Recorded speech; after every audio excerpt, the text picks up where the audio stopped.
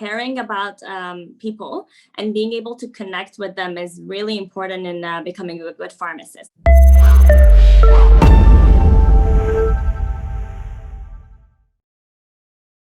So I am a pharmacist. What I do on a daily basis is we receive prescriptions from physicians. We prepare medications for our clients. What my responsibility is basically to make sure it's the right medication, the dose is right, the directions are right, and also to make sure there's no drug interactions with other medications that the patients are taking. And then we prepare it for them. And that's when when they come to pick it up, we just go over it with them, educate them about the indications, possible side effects and all that, and basically to make sure that they're receiving a safe and effective drug therapy. Other things I do, I work with, of course, physicians, naturopaths, case managers, nurses, social workers even sometimes, to help basically provide a care plan for our clients and provide the best possible care for them. I also help them with over-the-counter medication selection for minor ailments and also with vaccinations. So what I love most about my career is interactions with my clients and the relationship I build with them. I love seeing them come back to us, basically trusting us with giving them medication advice. They come back to us with their different medical conditions. Sometimes we go over different, even non-pharmacological measures they can take to basically improve their lifestyle. So I love patient interactions and I love building relationships with my client. And I enjoy seeing how much my patients trust me. They come back to us to discuss and consult different medical conditions and ask for advice for either if it's a drug therapy or non-pharmacological measures. And I love the fact that I not only help my patients and the doctors I work with on a daily basis, but I learn from them as well every day.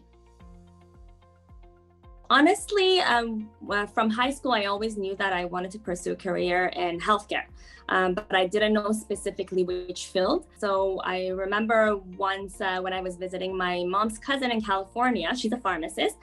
We were talking about her profession and what she does on an everyday, day-to-day basis as a pharmacist, and I became very interested.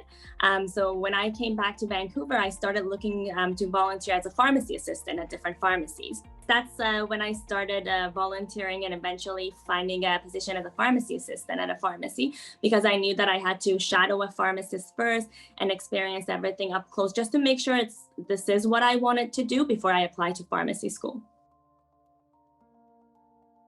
So my favorite topics in high school were always chemistry and biology. So I always knew that I wanted to either become a doctor or I knew I didn't want to become a researcher. I couldn't work at a lab, but I knew because I read all.